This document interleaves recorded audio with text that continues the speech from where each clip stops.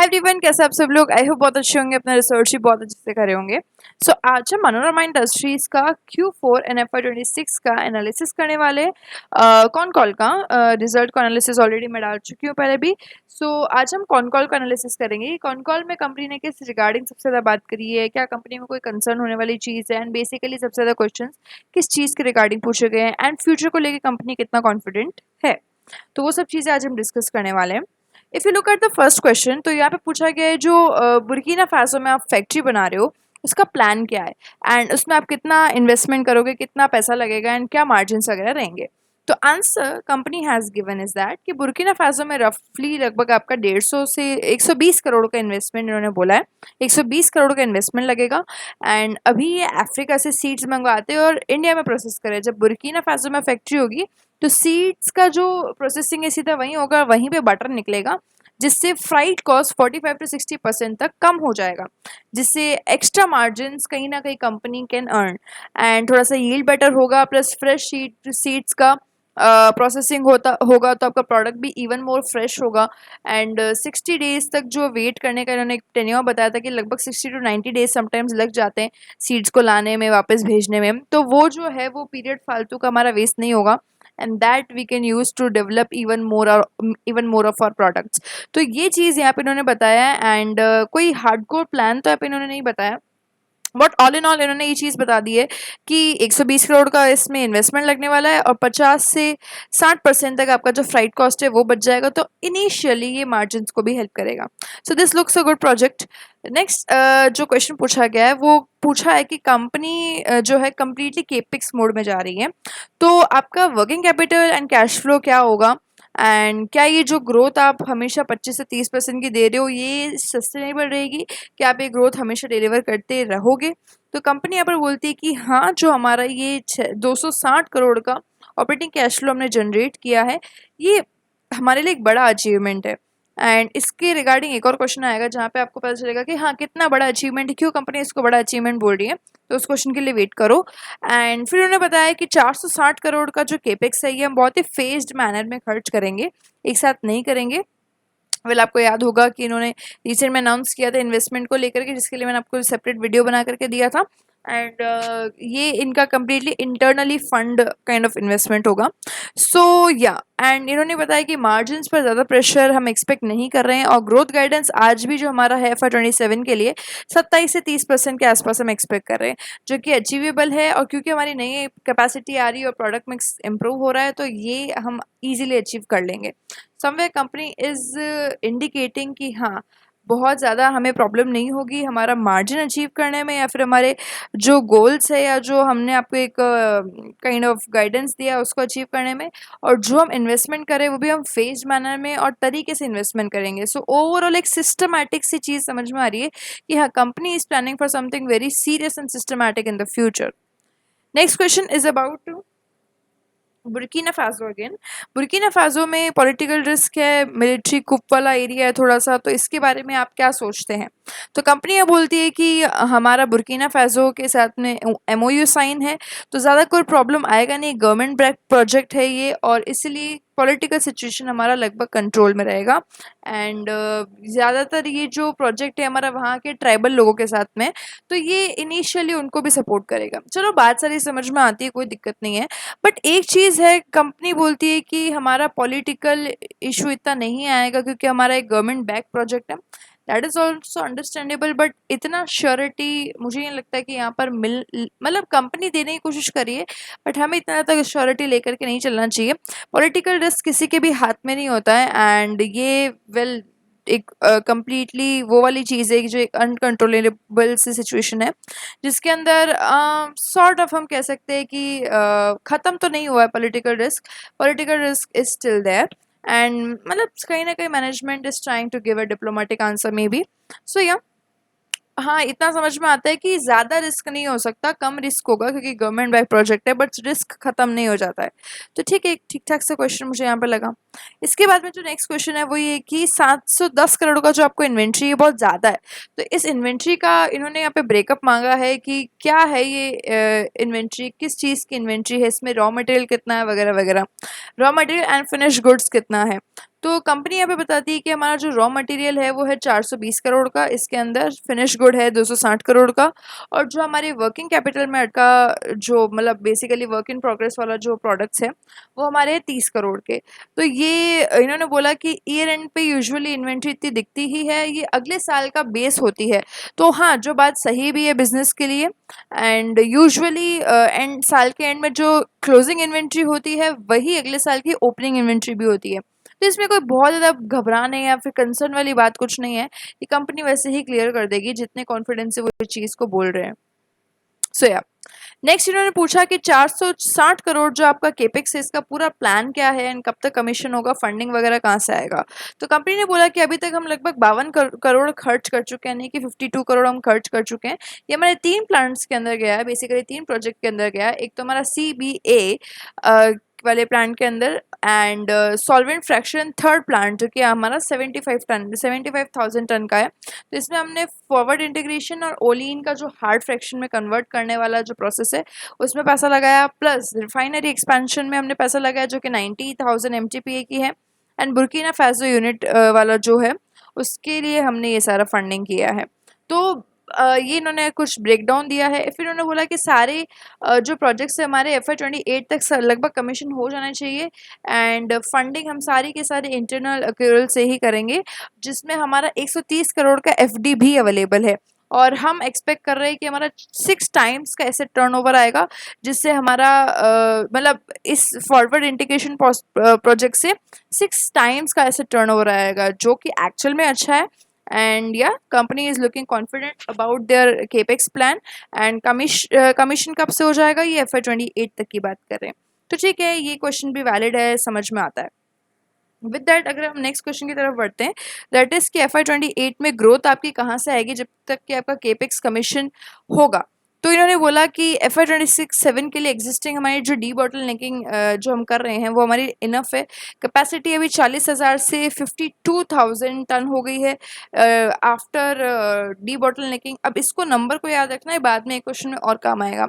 और ये बोलते हैं कि यूटिलाइजेशन अभी हमारी ऑलमोस्ट 85% पे है, 50% से अभी भी अवेलेबल है या फिर बढ़ेगी, और हमें जो 5 से 10% का प्राइस रियलाइजेशन ग्रोथ भी मिलेगा, जिसकी वजह से हम इजीली जो टारगेट दिए हैं वो अचीव कर सकते हैं। एंड बेसिकली आपका 15% का यहाँ पर कैपेसिटी अवेलेबल है, और 10% से अगर रियलाइजेशन भी होता है तो भी कंपनी अच्छे खासे नंबर से ग्रो कर सकती है पूरे साल के अंदर। तो FY27 और FY28 दोनों ही अच्छे रहेंगे, ये कंपनी का यहाँ पे कहना है। एंड एक चीज़ मैं बोलूँगी कि जो टोन है या फिर जो एक फैक्ट्स को बोलने का तरीका है वो थोड़ा सा इस बार कॉन्फिडेंट था, एंड कंपनी इज एक्चुअली हम कह सकते हैं कि एक अच्छे प्लान के साथ में आगे बढ़ रही है। इंटरनली वो प्लान चाहे कुछ भी हो सकता है, पब्लिकली ना अवेलेबल हो, but still company is somewhere prepared and trying to be very confident. Next पूछा है कि वेस्ट एशिया में वॉर वगैरह का प्रॉब्लम है तो एक्सपोर्ट पे कोई इम्पैक्ट है क्या उसका। तो कंपनी ने बोला कि एक्सपोजर जो है हमारा मिडल ईस्ट से वो सिर्फ 2 से 3% ऑफ रेवेन्यू है, एंड साल मैंगो एंड शिया सीड्स जो है ये हमारे मेजरली जो जहाँ पे वॉर इफेक्ट हुआ है उस रीजन से नहीं आते हैं। तो फ्राइट कॉस्ट थोड़ा सा बढ़ सकता है, वो भी टेम्परेली, लेकिन जो हमारा मेन बिजनेस कोर है वो एकदम अनइफेक्टेड है, उस पर कोई भी फर्क नहीं आएगा। हाँ, ये है कि थोड़ा सा समटाइम्स इश्यूज हो सकते हैं या फिर डिलीवरी लेट हो सकता है, but Okesh, everything is quite Okesh. And फिर उन्होंने एक और चीज़ बोली कि कंपनी जियोपॉलिटिकल हेडविंड्स के बावजूद अच्छा मार्जिन्स मेंटेन कर रही है। तो ये अगेन एक कॉन्फिडेंट पॉइंट कंपनी यहाँ पर हमें बताती है। With that next question company ने एक इन्वेस्टर ने पूछा है 500 करोड़ का QIP अप्रूव हुआ है अभी रिसेंट में, तो ये केपेक्स के लिए है या फिर क्या है। तो कंपनी ने बोला कि QIP और केपेक्स को आप मिक्स मत करो, ये हम आपको बाद में बताएंगे जब हमारा कम्प्लीटली इवेल्युएट हो जाएगा, तब हम शेयर होल्डर्स को इन्फॉर्मेशन दे देंगे। QIP is completely different than capex. तो अभी इसके रिगार्डिंग कंपनी ने कोई भी इन्फॉर्मेशन आउट नहीं किया है। इसके साथ साथ अगर आप नेक्स्ट क्वेश्चन देखते हो तो वहाँ पूछा गया है कि मनोरमा अफ्रीका लिमिटेड से कितना रॉ मटेरियल खरीदा आपने FY26 के अंदर, जो कि लास्ट ईयर आपका 60% था, तो इस बार कितना है। तो इन्होंने बोला कि FY26 में हमने सिर्फ 20 से 25% रॉ मटेरियल मनोरमा अफ्रीका से लिया, उससे पहले जो 60% था, यानी कि अगर आप देख सकते हो तो मनोरमा अफ्रीका लिमिटेड पे जो है डिपेंडेंसी कम हुई है। तो ये एक इम्पॉर्टेंट चेंज है, हम कह सकते हैं कि प्रमोटर एंटिटीज में खरीदारी का थोड़ा कम होना, ये थोड़ा सा इससे रिस्क रिड्यूस हो जाएगा आपके ट्रांजैक्शंस का, एंड जो एक जियोपॉलिटिकल वजह से जो भी इश्यूज हो सकते हैं वो कहीं ना कहीं रिड्यूस हो जाते हैं। So yes, it can be a sort of positive signal, we can declare it as. Next, consolidated gross margin आपके Q4 में 48% से 43% पे आ गए। ऐसा क्यों है? स्टैंड अलोन में तो सेम है, तो ये क्यों हुआ है? तो यहाँ पे इन्होंने बोला कि हमारी सब्सिडरीज अभी नहीं है, इसलिए ये नंबर सब्सिडरीज की वजह से थोड़ा सा प्रॉब्लम कर रहा है कि सब्सिडरीज नहीं है तो उनमें जो कॉस्ट लगा है वो अभी भी हमारा निकला नहीं है, एंड जो कॉस्ट लगा है उसकी वजह से sometimes subsidiary is going to loss. तो ये बहुत ही नॉर्मलाइज है, कोई परमानेंट नहीं है। एंड फिर उन्होंने बोला कि 45 to 50% के बीच में रहेंगे आपकी ग्रॉस मार्जिन, तो अब इसको ओवर इंटरप्रेट नहीं करने की ज़रूरत है कि हाँ इतना क्यों है इतना क्यों है। एक एक मार्जिन से हम कई बार एग्जैक्ट नंबर्स को ट्रैक नहीं कर सकते, but the overall thing is that कि a margin should stay in between of 45 to 50%, that is overall call of the company. फिर एक और क्वेश्चन पूछा गया कि रिजल्ट्स क्यों रिवाइज करें। अगर आपको याद हो तो इन्होंने पहला जो नोटिफिकेशन आया था वो डिलीट हो गया था, तो वो उन्होंने पूछा तो इन्होंने बोला कि टेक्निकल मिस्टेक थी, कोई गलत फाइल अपलोड हो गई थी। नेक्स्ट क्वेश्चन है कि फ्रैक्शनेशन प्लांट का जो है आपका टोटल आउटपुट कितना था इस बार, एंड स्टेरीन और CBE का स्प्लिट कितना था, तो वो आपसे पूछा गया है। तो इन्होंने बोला कि प्लांट यूटिलाइजेशन जो है हमारा 85% फुल ईयर बेसिस पे था। स्टेरीन का जो वॉल्यूम है वो 800 मेट्रिक टन्स था। CBE का जो वॉल्यूम है वो 7500 मेट्रिक टन्स था। एंड ये जो हमारा 85% यूटिलाइजेशन है वो आपका डी बॉटल कैपेसिटी इंक्लूड नहीं करता, तो वो होने के बाद में ये और बढ़ जाएगा एंड ऑफ द डे। तो अभी पुरानी परसेंट की जो कैपेसिटी है उस पर 85% का यूटिलाइजेशन आया है, जिसमें स्टेरीन 8000 मेट्रिक टन और CBE 7500 metric ton.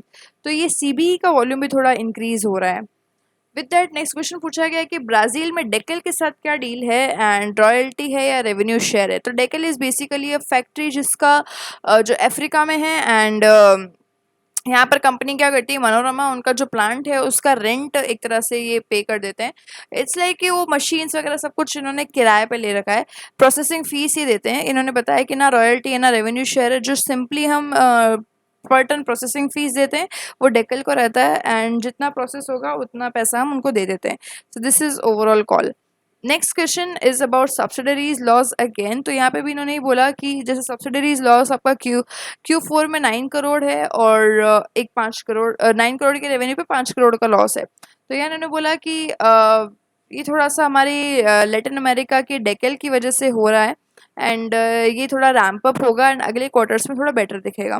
This is the thing said by the company. FY30 तक जो आपका 35 करोड़ का रेवेन्यू है, रेवेन्यू का टारगेट है, क्या वो अभी भी ट्रैक पर है? तो कंपनी बोलती है कि वी आर वेरी कॉन्फिडेंट कि हम जो है 35 करोड़ का टारगेट FY30 तक अचीव कर ले, एंड जो 75,000 की जो नई फ्रैक्शनेशन कैपेसिटी आ रही है, और जो हमारा बैकवर्ड इंटीग्रेशन भी होगा, प्लस हमारा जो एनुअल कैश प्रॉफिट है वो इस बार हमारा ग्रॉस ब्लॉक से आगे बढ़ गया है। तो ग्रॉस ब्लॉक इज़ बेसिकली कि जैसे कंपनी की ओवरऑल मशीन्स कितनी है, जैसे मान लो मेरा एक कुछ प्लांट है जिसमें ना ओवरऑल मैंने 1000 करोड़ का माल लगा रखा है, टोटल उस कंपनी फैक्ट्री की कंप्लीट वैल्यू 1000 करोड़ की है, एंड मैं किसी साल में 1100 करोड़ कमा लूँ, तो बेसिकली मेरी जो कंप्लीट फैक्ट्री है उसका पैसा मैंने निकाल लिया। सो वही होता है ग्रॉस ब्लॉक, एंड यहाँ पर कंपनी का जो ग्रॉस ब्लॉक था वो 250 करोड़ का था, और कंपनी ने इस बार जो कैश अर्न किया that was 258 crore. So this is what company is trying to say कि हमने अपना ग्रॉस ब्लॉक भी क्रॉस कर लिया है। तो ओवरऑल अगर आप देखते हो तो हमारा जो केपिक्स लगेगा उस पर भी रिटर्न्स अच्छे आ रहे हैं एंड आएंगे भी। तो overall company is quite confident. With that next question है कि जो आपका रिमेनिंग 4500 टन का डी बॉटल नेकिंग है वो कब होगा। अब याद है वो जो कंपनी ने बोला था कि हमारे पास में इतने इतनी कैपेसिटी है 4700 और समथिंग, और यहाँ पे कंपनी बोल रही है कि 52,000 की कैपेसिटी हमारे पास में हो जाएगी जब हम 4500 टन का डी बॉटल नेकिंग भी कर देंगे। और इसमें क्वेश्चन ये पूछा गया है कि कब होगा 4500 टन का डी बॉटल नेकिंग, और सीबी का रेवेन्यू कंट्रीब्यूशन क्या है।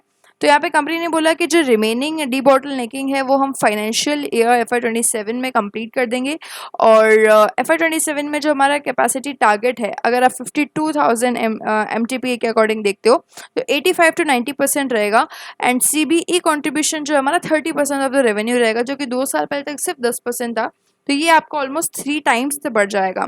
एंड टोटल वैल्यू एडेड जो प्रोडक्ट्स जो हमारे जैसे कि CBE, स्टेरीन, CBA, उनका जो हमारा टोटल रेवेन्यू कंट्रीब्यूशन है वो 70 to 75% ऑफ रेवेन्यू रहेगा। This is company has said about debottlenecking and आपका जो रेवेन्यू कंट्रीब्यूशन है FY27 के लिए। This is good.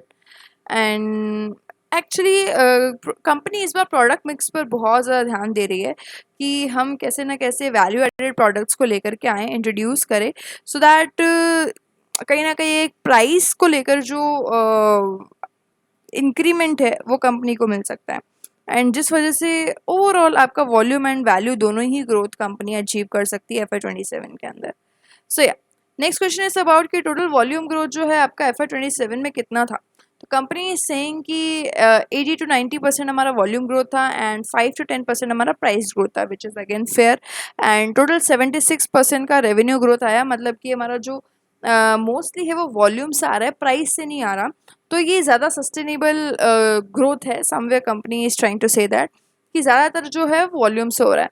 अब इसमें अगर जो प्राइस ग्रोथ कंपनी के पास में आता है, जितना भी आए वो स्टिल कंपनी के लिए अच्छा है। एंड आगे चल के कंपनी यही बोलती है कि हम कोई बहुत ज़्यादा मैसिव प्राइस ग्रोथ नहीं कर सकते। कॉफ़ी में पहुंच गई मैं, सॉरी।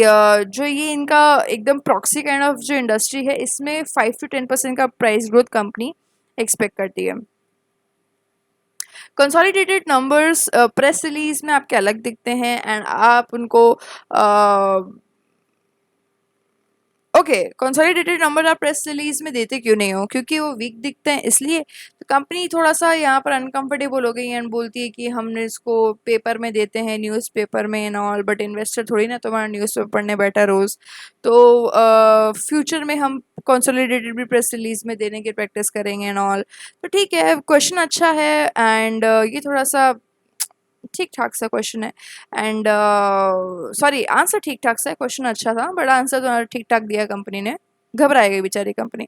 चलो नेक्स्ट क्वेश्चन इज कि आपकी जो अफ्रीकन सब्सिडरीज है उसमें टोटल अगर आप लॉस देखते हो तो वो 13.5 करोड़ का है। एंड अगर आप सारी अफ्रीकन सब्सिडरीज को मिलाकर देखते हो और Q4 में अकेले 6 करोड़ का लॉस है, तो लॉस रेट आपका डबल हो रहा है, ऐसा क्यों है? तो कंपनी ने बोला कि पहले साल का जो सेटअप कॉस्ट है हमारा, वो एम्प्लॉय एस्टेब्लिशमेंट ऑपरेशन, ये वन टाइम का कॉस्ट रहता है, परमानेंट नहीं है। तो ये धीरे धीरे नॉर्मलाइज हो जाएगा। अब देखते हैं कितने वक्त तक नॉर्मलाइज हो सकता है। इसके बाद में कंपनी ने पूछा है, सॉरी एक इन्वेस्टर ने पूछा है 23.3 करोड़ का जो फॉरेक्स का आपका हिट हुआ है इस बार, वो FY26 में, इसमें हेज पॉलिसी क्या है? हेज पॉलिसी इज बेसिकली कि जैसे आपको पता है डॉलर एंड रुपी का प्राइस एक्सचेंज होता रहता है, ऊपर नीचे होता रहता है, तो ज़्यादा लॉस ना हो किसी भी साइड पर, ना ही फॉरेन वाले जो भी आपके डील कर रहे हैं उनके साथ में, एंड जो हमारी कंपनी है इंडिया में बैठी है, तो उसके इसमें ना हेज डिसाइड होता है कि मान लो अगर 100 रुपये का फ्लक्चुएशन आया तो उसमें से 60%, मान लो अगर हम 100 रुपये की डील कर रहे हैं तो उसमें से 60% जो है वो उसी प्राइस पर रहेगा जो हमने डिसाइड करा है। सिचुएशंस को देखते हो 40% हम जैसे कि अकॉर्डिंग टू सिचुएशन थोड़ा बहुत ऊपर नीचे फ्लक्चुएशन को झेलेंगे दोनों ही मिल करके। तो उस केस में क्या होता है कि ज़्यादा लॉस किसी भी पार्टी को होता नहीं है। तो यहाँ पे इन्होंने बोला कि नेट फॉरेक्स एक्सपोजर जो हमारा है 60% के फॉरवर्ड कॉन्ट्रैक्ट्स पे, बाकी जो 40% है वो अनहेज है, यानी कि 60 हेज रहेगा, 40 अनहेज रहेगा। एंड बाकी जो है हमारा इस बार नेचुरल हेज जो है इम्पोर्ट एक्सपोर्ट बैलेंस आया जिसमें 23 करोड़ का कंपनी को लॉस हुआ था। तो ये तो एक ठीक है, आम सी बात है, ये चलता रहेगा, ये परमानेंट पैटर्न नहीं है, एक नॉर्मल सा पैटर्न है जो कि अगेन आपका सिर्फ पेपर में दिखने वाला लॉस है, एक्चुअल में नहीं है। तो ठीक है, it is also justified. With that company ने सॉरी एक क्वेश्चन पूछा है कि कैपेसिटी जो आप बोल रहे हो, समटाइम्स आप बोल रहे हो कि 4700 सॉरी 47,500 एंड ये प्रेजेंटेशन में लिखा है, और 52,000 आप बोल रहे हो कॉन कॉल में, तो क्या सही है? तो इन्होंने बोला कि जो हमारी अभी डी बॉटल नेकिंग से पहले जो हमने 30% की डी बॉटल नेकिंग ऑलरेडी कर दी है, तो 30% की जो डी बॉटल नेकिंग है उससे हमारी कैपेसिटी 47,500 पे पहुंच गई है। अभी हमारा थोड़ा और, यानी कि कितना परसेंट है, आई थिंक 15-20% का और है। तो ये इन्होंने बोला कि और जब हमारा हो जाएगा तो हम 52,000 के 52,000 की डी बॉटल टोटल कैपेसिटी पे होंगे, जो हमारा 4,500 का है ये एक बार और हो जाएगा। तो ओवरऑल अगर आप देखते हो तो हम 52,000 पर ही एंड करेंगे, एंड इसमें हमारा लगभग 8 से 10 करोड़ का डी बॉटल नेकिंग कॉस्ट आएगा। सो या नेक्स्ट क्वेश्चन इज कि 230 बीपीएस से इस बार मार्जिन एक्सपेंशन हुआ है, तो ये प्रोडक्ट मिक्स से आया है या एफिशिएंसी से भी आया है? तो यहाँ पे कंपनी ने पूछा है, सॉरी कंपनी ने बोला है कि दोनों का कॉम्बिनेशन है। जैसे हमारा सीबी 10% से 30% हो गया, तो प्रोडक्ट मिक्स भी चेंज हुआ है और प्लांट यूटिलाइजेशन हमारा काफ़ी हायर हुआ, तो एफिशिएंसी भी है। एंड दोनों चीज़ों ने साथ मिलकर के हमें जो है 230 बीपीएस का मार्जिन एक्सपेंशन दिया है। सो दिस इज ऑल्सो जस्टिफाइड कि हाँ, कंपनी ने इस बार एक तरह से देख सकते हो तो मार्जिन एक्सपेंशन अच्छा दिया है। इसके साथ लास्ट क्वेश्चन है हमारा कि 20 to 27% की मार्जिन गाइडेंस जो है ये क्वार्टरली बेसिस पर है या एनुअल बेसिस पर? तो इन्होंने बोला कि एनुअल बेसिस पे ही देखो आप इसको, क्वार्टर टू क्वार्टर थोड़ा सा फ्लक्चुएट कर सकता है, लॉन्ग टर्म पिक्चर ही आप इसको देख के चलो। तो overall company is trying to say कि यस, हमारा जो ये है एनुअल बेसिस पे देखने के लायक है। सो ओवरऑल अगर आप देखते हो तो concall was quite good, and इस बार काफ़ी पॉजिटिव इंफॉर्मेशंस के साथ में कंपनी ने कॉल किया है, plus company is quite confident about their future as well. अब इसके अंदर बस एक ही चीज़ है कि जो मुझे नेगेटिव लगी थोड़ी सी, कि हाँ लॉसेस है सब्सिडरीज में, but that is completely understandable. एक जो वो क्वेश्चन था ना जिसमें कंसोलिडेटेड नंबर्स को कंपनी कहीं ना कहीं छुपाने की या फिर एक मैनेज करने की कोशिश कर रही थी, that was a kind of question जो मुझे थोड़ा सा अजीब लगा। बाकी इसके अलावा call was good, information provided by company was also good and justified. So yes, ठीक है। बाकी मुझे ऐसा कुछ रेड दिखा नहीं, समझ में नहीं आया ऐसा कुछ कि जिस पर हमें बहुत ज़्यादा ध्यान देने की ज़रूरत है। Overall call was quite good, and इस बार रिजल्ट भी कंपनी का अच्छा आया। सो या बाकी हम देखते हैं कि नेक्स्ट क्वार्टर तक कंपनी का परफॉर्मेंस क्या रहता है, क्या नहीं रहता है, एंड किस तरह से कंपनी परफॉर्म करती है। So I will see you in the next video. Till then, do your research, and if any kind of doubts, you can let me know in the comments.